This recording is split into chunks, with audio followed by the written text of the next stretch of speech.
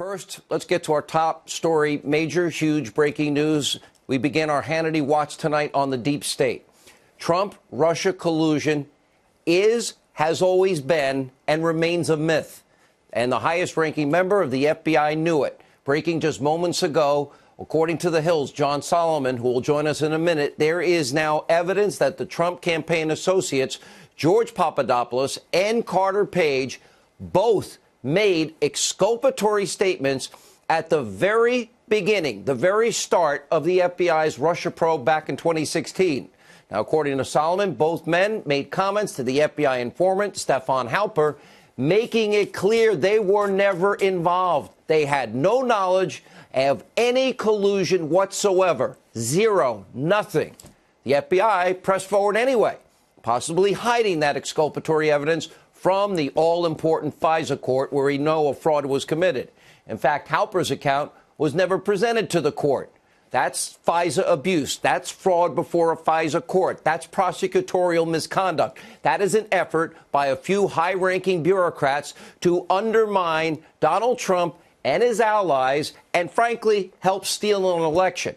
It's the biggest abuse of power corruption scandal in modern history, and it is now the house of cards is beginning to fall. Tonight, we have other major breaking news. Last week, it was Bruce Orr. Last night, it was Lisa Page. Now we have the full transcript from Peter Strzok's testimony on the Hill. Again, courtesy, Georgia Congressman Collins. Thank you. This is a huge development. For context, let's remember, Peter Strzok, virulently anti-Trump, pro-Hillary Clinton, FBI investigator. He's involved in every single role here, every integral role in both the FBI's Clinton investigation, matter, and the subsequent probe into the Trump campaign. And Strzok helped author Hillary's exoneration letter.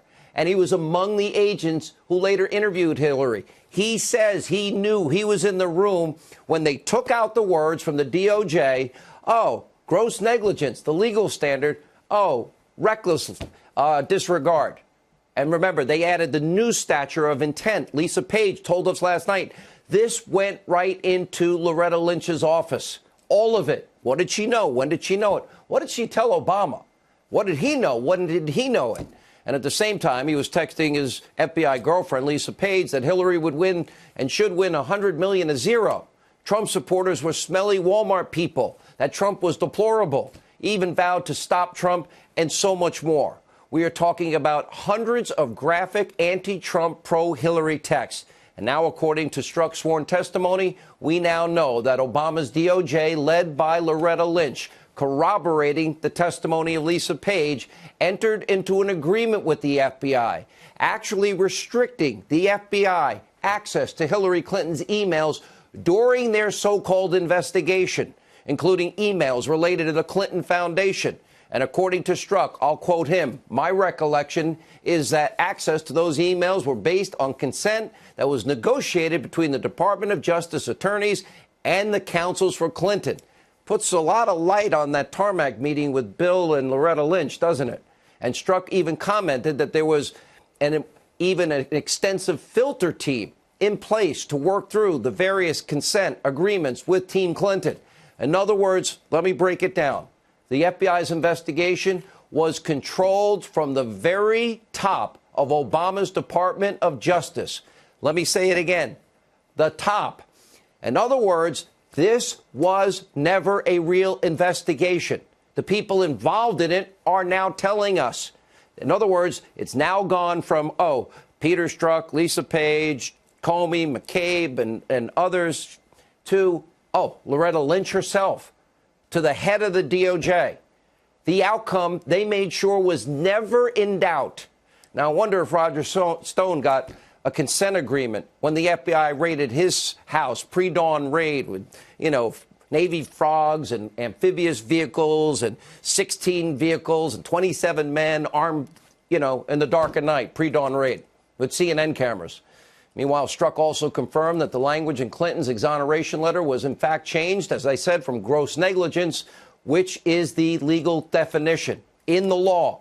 They changed it to extreme carelessness at the behest, again, of the DOJ and their attorneys who are working for Loretta Lynch on behalf, clearly, of Hillary Clinton.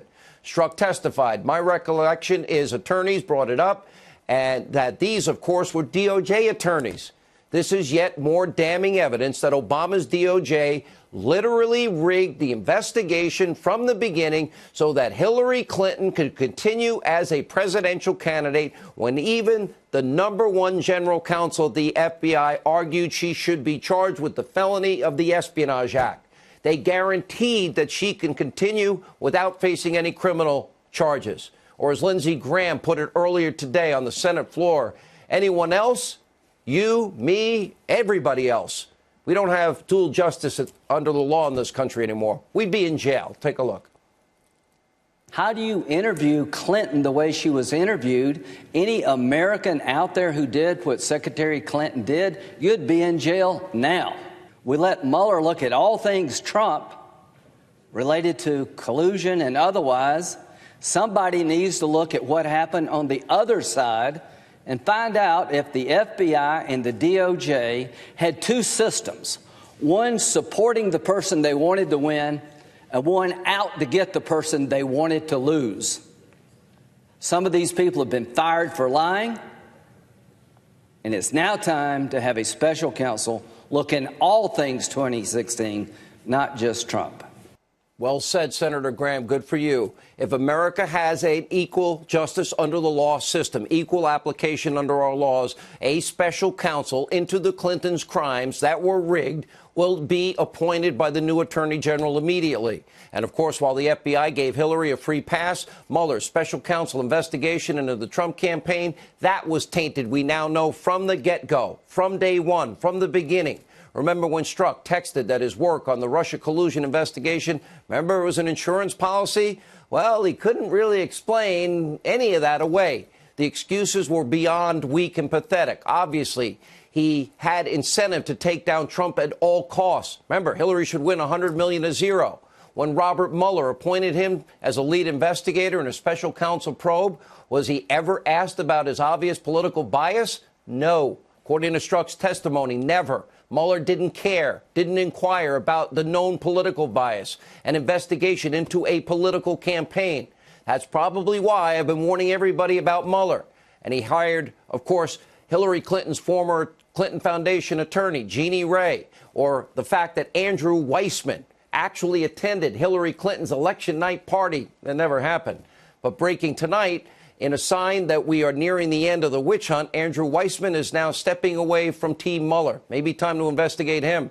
I guess he's not happy that the witch hunt is going to come up short of their goal.